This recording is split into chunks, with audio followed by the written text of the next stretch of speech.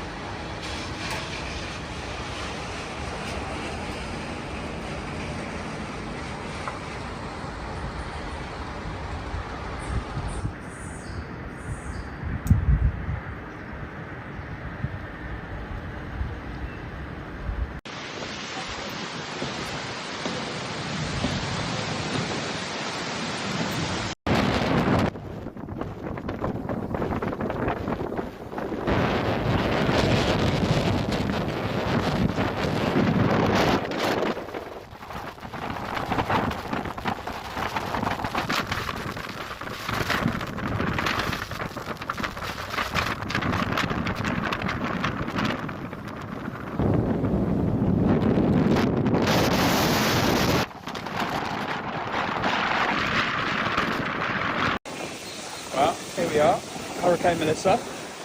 There's the beach. A bit windy, isn't it? Can you see there's somebody swimming in the hurricane? Can you believe that?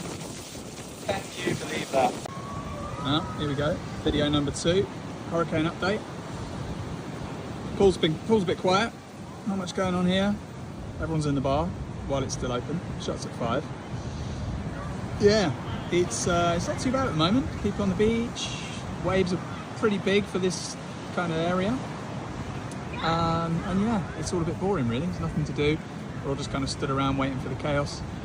We got a letter in the room saying full lockdown tomorrow, can't leave the room under any circumstance. It's not ideal, obviously, with 2 kids, pretty boring, but what can you do? Put your mattresses against your windows, a bit scary. So yeah, we'll see how it goes. Got a couple of sandwiches in the fridge, get a packed lunch later, see how it goes, and yeah, more to follow, I guess, hopefully.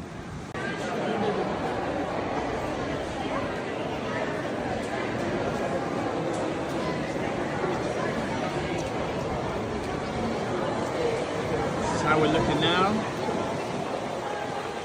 Sunday night, pretty windy, lining up for some provisions. Resort saying there might not be any food for a little while, so let's see what we get in our little bag. Well, latest update from the resort in Ocho, Rios. Not much really happening. Winds, you know, pretty normal really. The resort's getting prepared. Got all the seats all packed up. Can't go down there because that's where the sea is. We're supposed to be in full lockdown today, but the hurricane's not due till overnight now, so I don't know if that'll stay. I'm just heading down to reception, see if I can get some more water and toilet roll and stuff. And yeah, I mean, everyone's pretty bored. We're just kind of waiting for something to happen and hoping it keeps moving west. The island seems pretty well prepared. Lots of evacuations going on inland, and lots of people, you know, being moved out of their houses, and at-risk people and stuff like that. So yeah, so far the island seems to be doing its best. So cross your fingers and let's hope it isn't too bad. So here we are at the front of the hotel, looking over the sea. See, it's you know, the sea's pretty choppy, but it's not too bad at the moment. See, the staff have tied up all of the sun loungers. No one's on the beach, obviously. There was somebody swimming there yesterday in my other video, which is just insane. So I think, you know, from where we are, we're on the northeast of the island in Ocho, Rios, in a hotel resort called Rios, next to a Sandals. It's very solid. I mean, you see the kind of concrete structures here. This is all fenced off. Obviously, it's very, very open. So I guess, you know, wind would be blowing through. So we're actually on lockdown today, but the hurricane's not here yet. So I went and just got a few more supplies from reception, some more water and toilet roll and all that stuff. Reminds me of COVID, good times. So I think our main concern is we're in one of these buildings here. See that balcony there? We're on the ground floor though, but pretty high off the ground. I'd say that's probably about 20-25 feet, and we're sort of set back about maybe 100 yards, and probably another elevation of about 6 to 10 feet in our room. Storm surge is my main concern. I don't know, I've been following a lot of weather people on Twitter saying, you know, on the north of the island you're better off, but obviously it's really hard to say at the moment. So I think that's our main concern, that and the large window. We've got like a terrace door. So I think those are my main worries, that breaking. I mean, with my wife and 2 small kids. Obviously we came here 4 or 5 days ago when Melissa was just a tropical storm in the middle of the ocean, and now it's the worst hurricane in Jamaica's history. So yeah, that's nice. Yeah, so I'll try and keep you guys updated. I don't know, really, no one really knows what to expect. I'm thinking from the weather apps I've been tracking and the people on Twitter that have been very helpful, we're looking at probably early hours of tomorrow morning into most of tomorrow daytime. Forecast I'm seeing is winds of 50 to 60 miles an hour with gusts up to 90, which is obviously pretty mental. But we're just kind of hoping the eye keeps moving west, so we get out of the eye. At the moment, it's over Montego Bay forecast, which is quite far west from us. It's a couple of hours drive, maybe like 100 and something kilometers. So yeah, that's the hope. But obviously, my real hope is that it doesn't hit at all and Jamaica gets off okay. So yeah, cross your fingers for us, and I'll try and keep you guys updated. But I doubt I'll be allowed out again, so it might be through the window, assuming the window survives.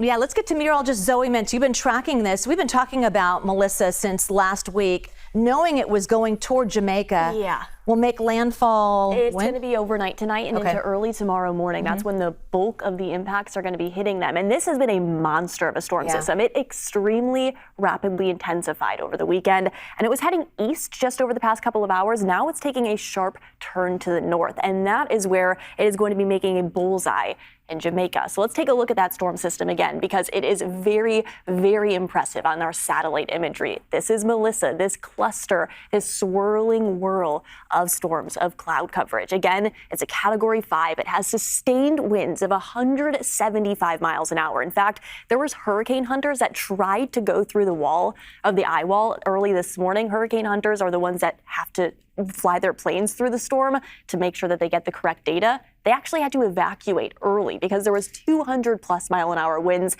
in the eye wall. Again, this storm system is now beginning to turn off to the north, and if we put up the path of this system, again, it is likely going to be making a bullseye over Jamaica, then making its way over Cuba before heading into the open Atlantic by the time that we step out later this upcoming week. It again is going to be a slow mover, though, as this storm system continues to just pummel Jamaica, potentially dropping upwards of 40 inches of rainfall. That is likely going to lead to catastrophic landslides and flash flooding, potentially upwards of 20 to 30 inches in eastern Cuba and 15 inches in Haiti. Not only are we going to be seeing a lot of rainfall, but there's also going to be a lot of storm surge. This is what we know as our high swells, where there's going to be the potential of 9 to 13 feet of storm surge in Jamaica and upwards of 6 to 9 feet in southeastern Cuba. Again, this is going to be overnight tonight into Tuesday, and then Wednesday is when the storm surge will be the highest for Jamaica. So again, it is going to be widespread impacts that are going to include rain, strong winds. These are likely hurricane force wind gusts that are going to be moving directly over Jamaica,